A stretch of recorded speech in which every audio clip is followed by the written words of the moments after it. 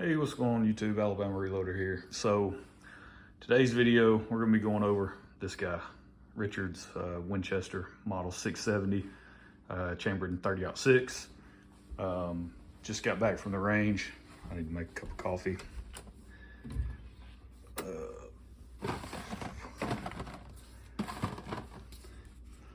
Green Mountain Dark Magic, by the way. You can thank me later. It's about the only K-cup coffee I like. But, so just got back from the range.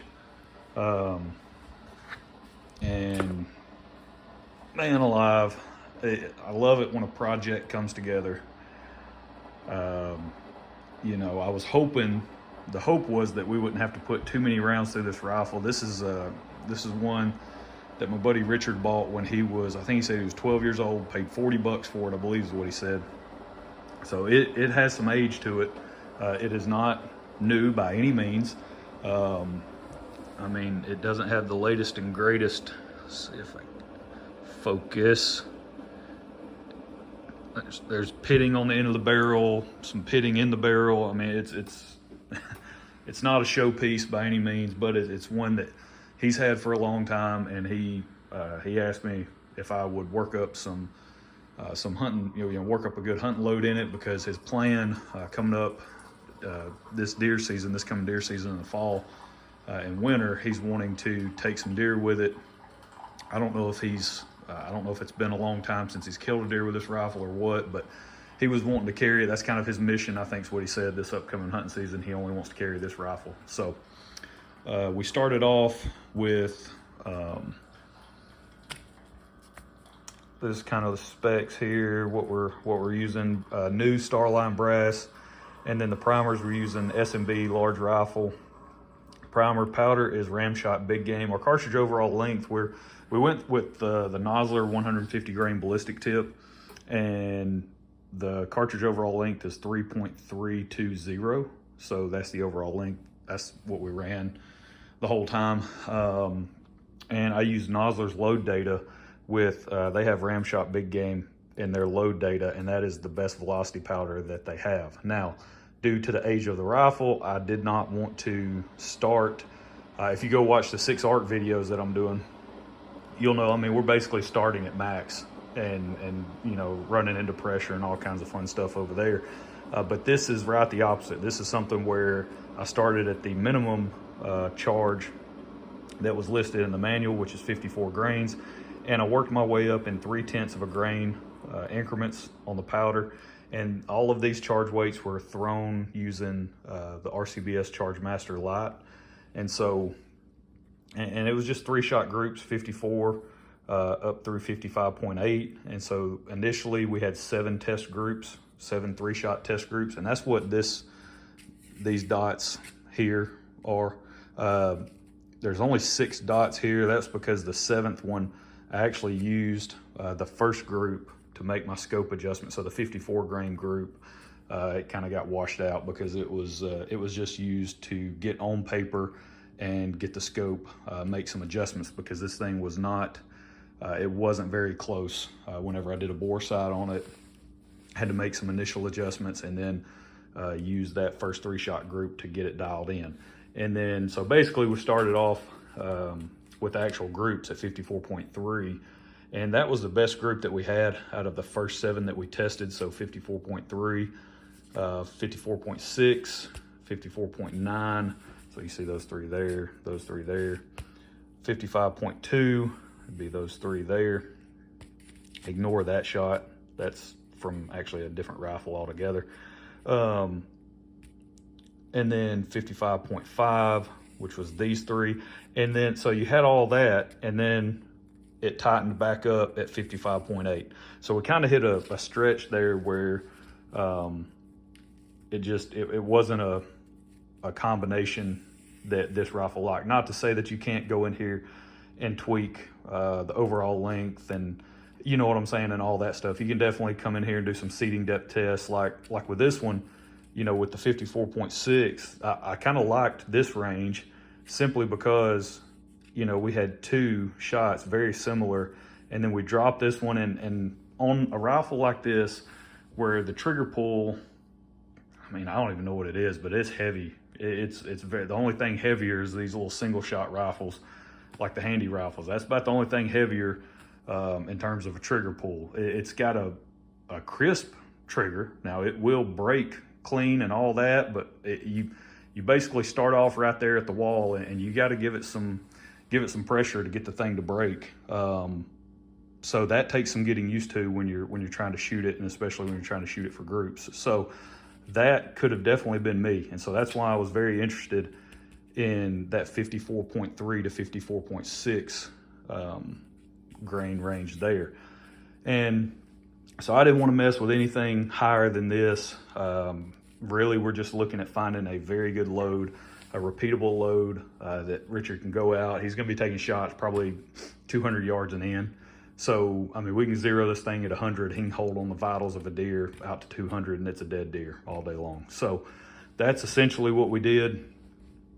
Didn't really focus too much on velocity. That was our first 7 test loads. So then, like I said, came back, 54.3, obviously was the best group out of all the ones that we shot.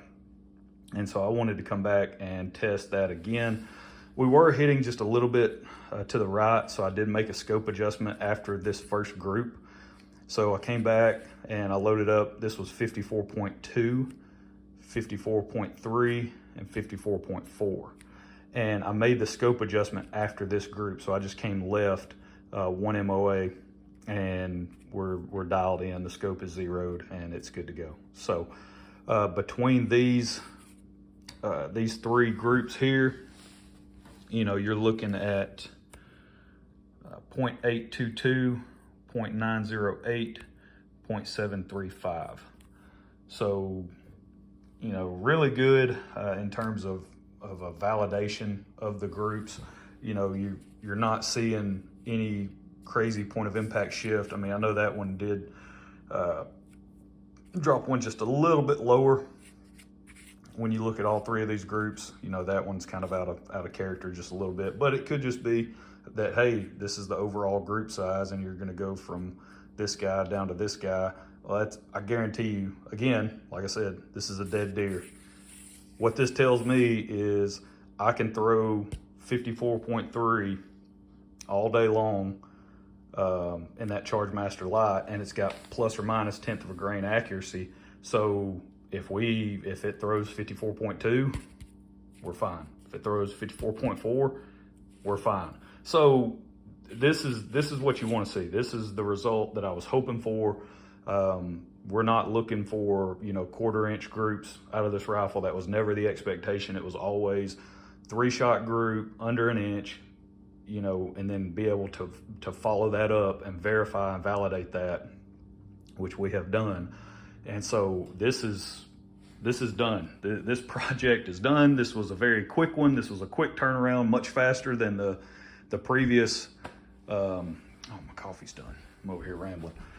Much faster than the previous projects that I worked up for him. You know, on the elk load, that one just took a little while because we were, you know, there were certain parameters that I needed to hit to make sure that he would have success out to 400 yards on an elk. So there's a lot more that you have to take into account when you're trying to kill an elk at 400 yards, or to have the ability to kill an elk at 400 yards versus I just want to be able to kill a deer 200 yards and in.